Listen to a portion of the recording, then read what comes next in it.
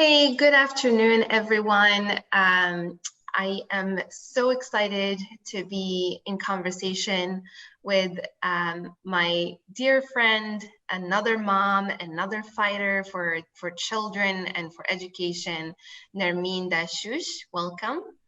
I truly miss Nermeen when we walked our children to school together. And I miss you, a little cute baby girl. Blessings to you and to your family. A little bit of background on Nermeen professionally. She is a clinical assistant professor at Boston University's Wheelock College of Education and Human Development.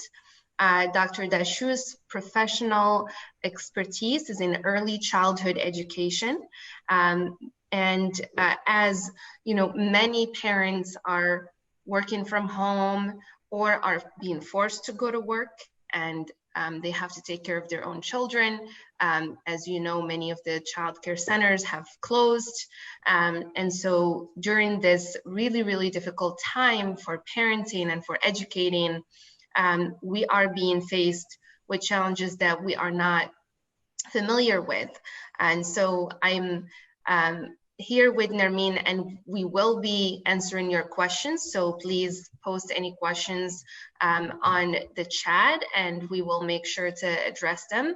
But for now, Nermeen, can you give us a background on your work at the Wheelock College and beyond? I know you've done many amazing things, including writing children's books. So please do share with us what you do for the children in our community.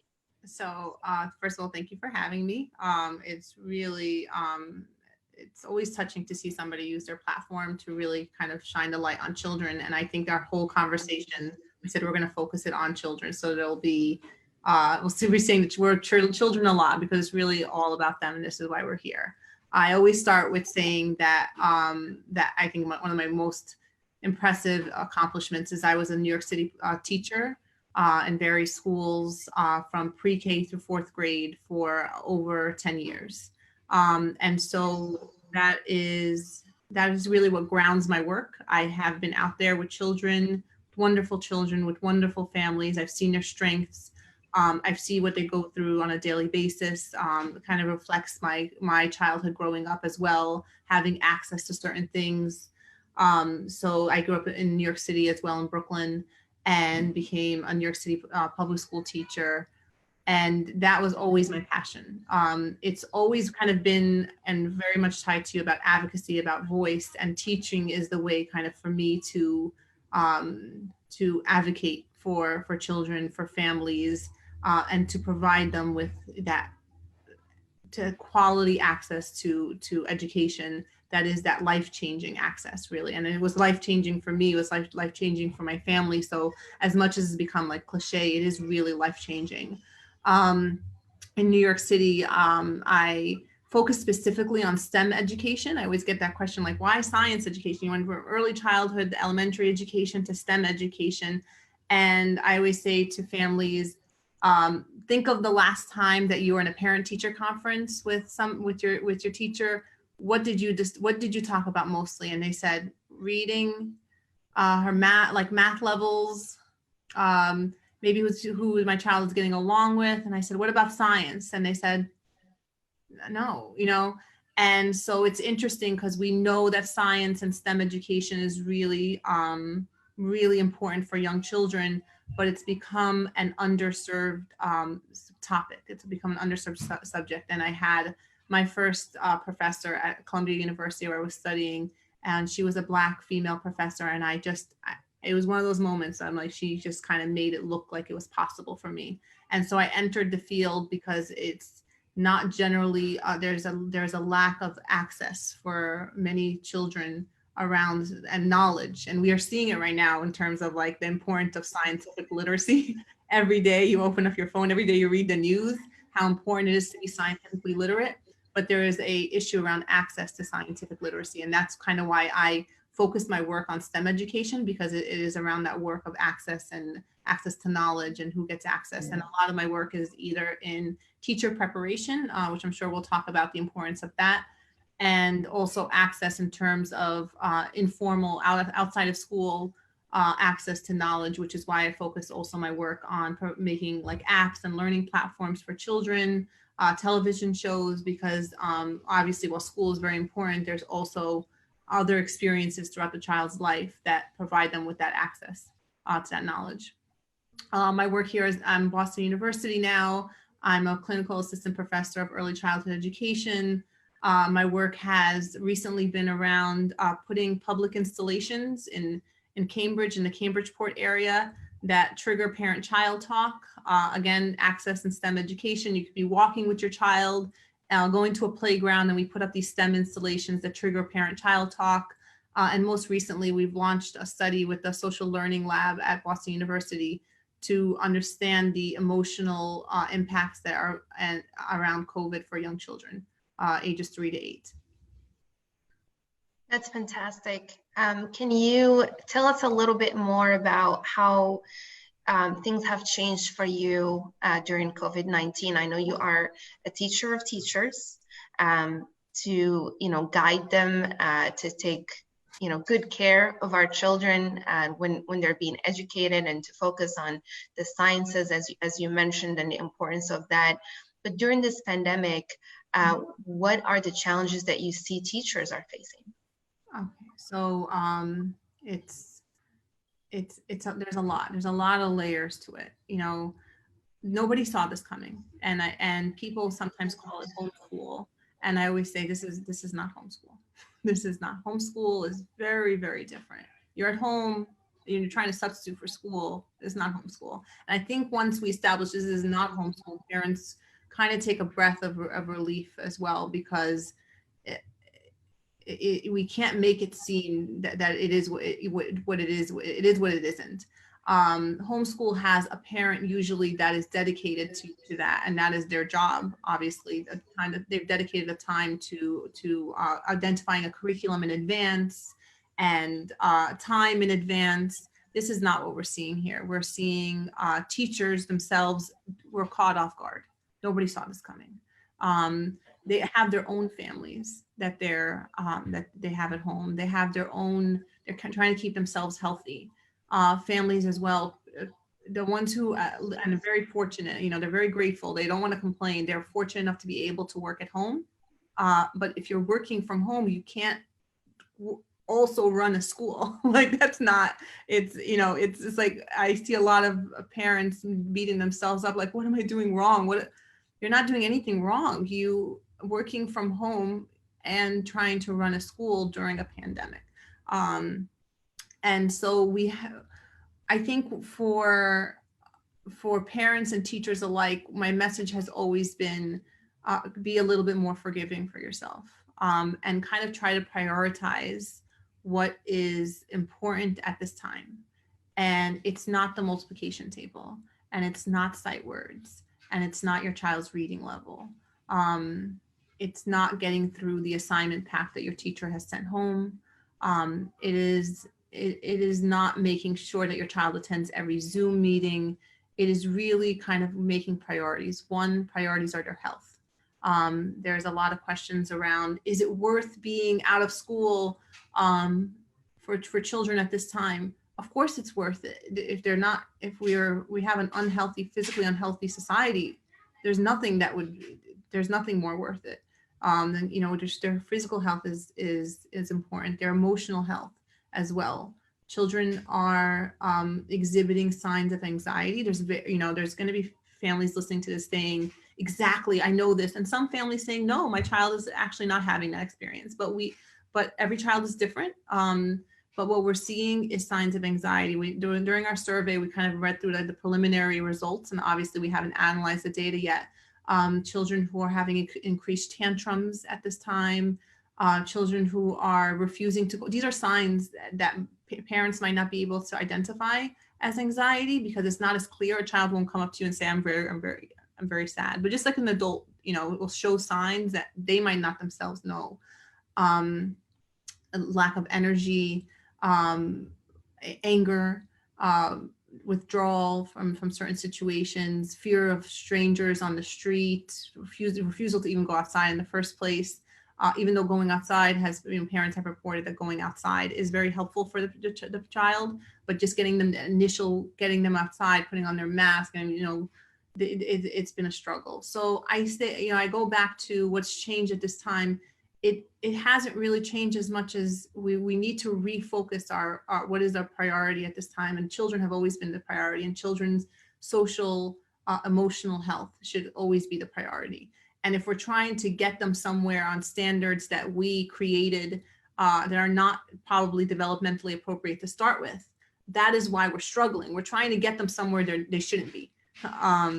So stop, stop trying. For the first time, parents are being told, for many times, do less, do less each day. Set your child and yourself up for success. Yeah, I mean, absolutely. I think that there's a lot of pressure on both the children and the parents.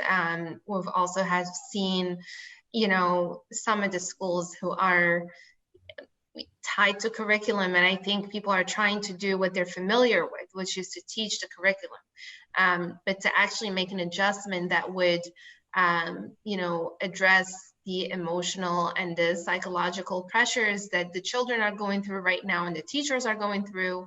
I think we definitely have had a lack of preparation for anything like this. And I think even when our school system, even before COVID-19, our school system actually lacked the resources to, for special education, for the right ratios, for the right, spaces. Our schools are getting crowded.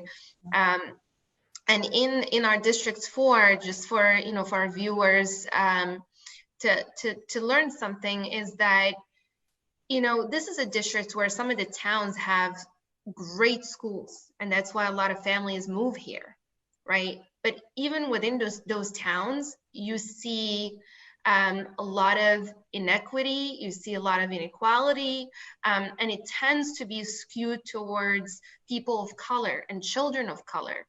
Mm-hmm. And in the same district, we have towns where, economic opportunity has been lacking and denied for generations, and there's no revenue to finance the schools, and the schools are literally falling apart. Like, wires are sticking out of the walls. And so we live in a district where parents are trying their hardest to do best by the children, but there's just not enough resources for education, which is why it's so important for our federal government to step in, especially during this time where we're starting to see, school systems considering furloughing paraprofessionals, right? Mm-hmm. And that's something that's actually being discussed in many of the towns in the districts, including Brookline. Yeah. So these are not things nothing that came about as an issue, even though it was directly, we want to tie it back to nobody saw a pandemic coming, but nothing was very, very unique or new about the issues that we're seeing here. We were seeing lack of resources. We're seeing, overcrowding in schools. We're also seeing a lot of society's issues that were a lot of, things that were dealt with in the schools. And with the absence of schools, there was nobody to address them. The first thing when this all happened, I said, where are the children going to get food?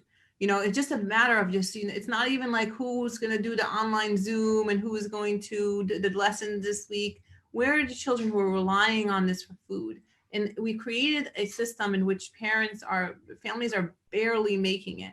And then we took away even more and more and more resources. You said something that was interesting. You said we live in a district where parents are trying to do best by their children, and I think that's absolutely true. But I want to take that a step further and say every district parents are trying to do well by their children. They're just not given the resources or the opportunity to do that. There's just no structures in place for them to do that. There's so many, in order to do well by our children, there's so many things that we need. We need access to. Now, I went into teacher education because I know the power of a good teacher. Everybody out there has had that year with a teacher. I know my child's kindergarten teacher is teacher now.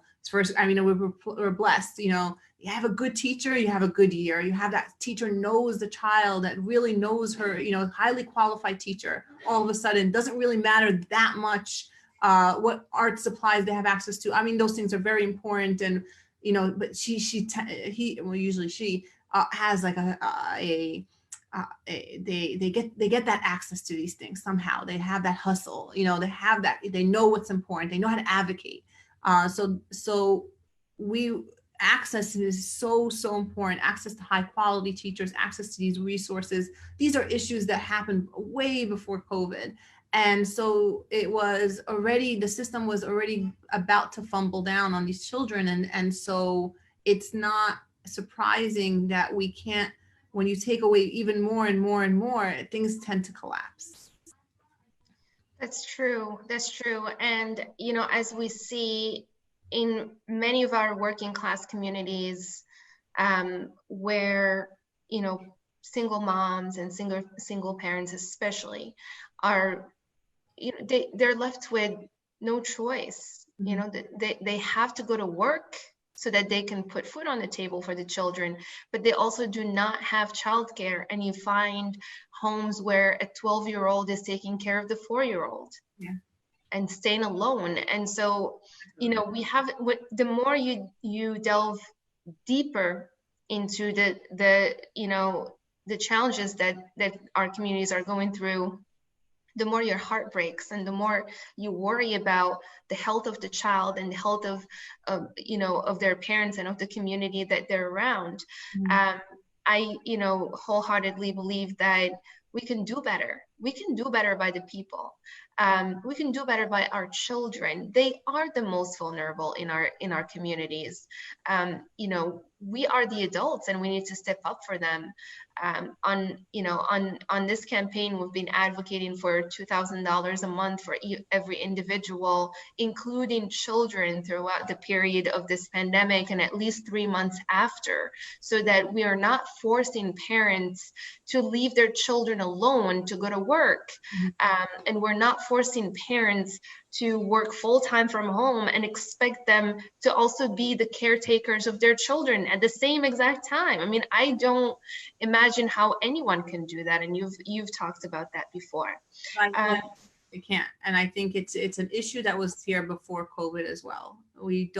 I think the questions that we have to ask our representatives of, if not this, then what? Like, how mathematically, logically, imagine just before COVID as well, how is somebody supposed to work when childcare in about 50% of states is more expensive than in-state colleges? And for most childcare in most states, childcare is about 21 to 90% of one parent's income. You imagine working and 90% of your income is going towards childcare. And so it becomes impossible. So mathematically, I want to question people who are our representatives and say, if we don't subsidize this, and everybody talks about like free childcare, universal childcare is not about free everything for everybody. It's about access. And the word access keeps coming up. It's about subsidizing. It's about making it proportionate to their income, so it becomes possible, because right now it's not possible. You cannot pay more for childcare than you're earning. These are logical things. And one of the things that I love when we're talking about you is that you're very logic centered. Like, obviously we have the statistics, and obviously we, as a researcher in education, I always say, it's the common phrase, we measure what we care about, and we care about what we measure. We have the statistics that say this is very important, that for every dollar you invest in a child, you're definitely going to get it back. It's preventative costs. You get families who are able to work. You get a healthier society. You have a more scientifically literate society that's able to make these decisions. So economically, it makes sense. Well, again, going back to that logic that we were talking about, that we always have this conversation about, we don't really need these statistics to logically in our brain tell us if childcare is more expensive than work, how is a family supposed to work? and also if childcare is not available, a lot of our families, especially Latino families, are living in childcare deserts where they actually don't have access to childcare education. So again, it goes back to, so where do the children go? What are we expected to do? What is if they're not providing us with these logical things, then tell us, maybe we're missing something. Yeah, and that's the thing, is that, we actually don't have representation of parents and of people who are educators and of people who have, little children and who are struggling with childcare, or with making sure their kids have a good education no matter the zip code.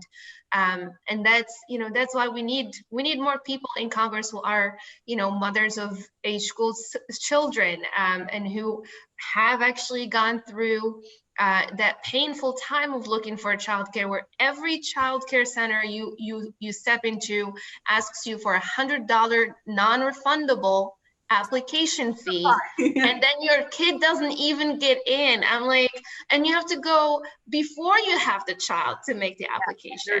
Like, you haven't even, you're not even pregnant yet, so you're thinking about it. Yeah. So the barrier is already there. I think we were absolutely right. I went into a childcare center one time and I asked and I said, what's the waiting list? It was longer than a gestational period. It made me wonder how long humans are carrying babies. I'm like, how do I apply before I conceive? Like, and I put down a deposit. And again, the logic behind it. Obviously we have the research and everything, but common sense around what we need. Yeah, exactly. And we just got a question from Heidi Fiore. Hi, Heidi. Great to see you here. She said, or they said, I have a great concern for the levels of addiction, relapse, and domestic abuse that are increasing in this time, and how this affects children in the homes that they live in. How can there be more acknowledgement of and assistance for mental health struggles, especially in low-income and minority communities, so that parents can better support their children? This question really is spot on. You want to take it, Nermeen? Yeah. Yes, I want to take it. And it's just, even the question being asked shows that, again, going back to priorities. When this all started and people were worried about their child's reading and their math, obviously, which everybody's doing their best. But questions like this, when people had their eye on questions like this, it's not about these academic skills. They'll be fine. But some are backsliding, all of this is just be fine. What we saw was a major decrease in childcare, the reporting of child abuse, of domestic abuse. So there was a decrease. What we saw was an increase of children self-reporting, not enough to obviously close the gap. Children under 18 self-reporting abuse at home. So I think most likely the issue is what we're seeing with this lack. A child comes to school and they teachers witness signs of abuse, they're able to at least report it. And so we have these children who have kind of fallen off the grid. What is happening with these children? What is happening at home? We have lost contact with them. And so I've been advocating over and over again for teachers to use Zoom and video conferencing, not so much, to kind of refocus our priorities, not so much on making sure they teach the lesson of the day, but on making sure that the child has access and content points to an adult and a responsible adult. Now, obviously, that requires internet, that requires access to computers, to technology, but it's the first step of saying teachers need to make sure that when they're using video conferencing, that they have a method of screening and identifying these issues that are happening at home, and they have their eye on these things. So they're, teachers might be pressured into saying, you have to do this read aloud and you have to do all this and you have to make sure you're meeting these standards. Is somebody having a conversation with teachers and saying, are you having your eye on signs of abuse, of neglect for the child? Are you setting up maybe one-on-one conferences where you're asking informally, is everything okay? Is everything okay at home? And so that's the one step. But again, we have issues of access. Making sure that for teachers who are not able to have that contact with children, they have a formal way of reporting it. And maybe the child is fine. It could be a child like my child who is suffering from just like Zoom fatigue. Like he does not want to go on. And I've noticed he loves it when he's like with his class and they're doing informal things, but also at the same time, it's a constant reminder of what he lost. And this is a very major loss for children. So for children like that, is there any contact for the teacher? Is there anything reassuring that's telling them why they're not going on? Are they emailing the families? So, and ways of teachers reporting if a child has completely fallen off the grid. If they are not their parent is not responding in any way, so that we feel obviously there's going to sadly be these signs of abuse, but again, prioritizing and establishing a method for reporting to children. I'm not sure if that's going to answer, the question, but I think it's a step in the right direction. Yeah, absolutely. I couldn't agree more. I think that, when we look at really serving the children in every zip code, no matter their skin color, no matter their identity, no matter their faith, right? We have to center that into the policies that would actually allow them to live free and to live with dignity and to grow to be themselves and whomever they want to be. And so, one of the issues that I've been advocating for since before this campaign and continue to really press on was actually I've seen a policy proposal by the People's Policy. It was called it was Matt Brunig by the People's Policy Projects, and it was called the Family Fun Pack. And I just fell in love with it because it really centers racial justice, and it also centers closing, the racial gap, closing the pay gap for women, and especially, going deep into every level. When we're talking about women, we're talking about also women of color. We're talking about Black women. We're talking about women who are transgender. And we know that the deeper we go, the harder it gets for folks. And so for me, it's been very important that we fight for universal childcare, universal pre-K, and free school meals throughout the year, not throughout the school year, but throughout the year, child allowance, making sure that we have 36 weeks of paid leave for new parents, including adoptive and foster parents, and also making sure that we have perinatal care investments, baby bundles to supply parents with the most important items for a child's first month at home, baby bonds to close that racial wealth gap. These are when we're thinking about the whole child, we have to think about the child from when they arrive, right? Their rights are from when they arrive. We have to make sure that their mothers are healthy, that their parents have universal health care, that the air they breathe and the water they drink is clean, that they have access to all of these resources to be able to raise them. And so, that's been at the center of our universal family care package. And I will, continue to fight for this with you and for educators like you. I always say we must make sure that our teachers are paid well so that they can also do their job, and their support to unionize and to fight for their rights. And so that's, it's looking at the system holistically. And so I am just so pleased to have you to have this conversation with you, another mom and another one, another mom in the struggle during this really difficult time. I really appreciate all that you do for our community in Armene, and wanted to just thank you for joining us today. Thank you so much for having me.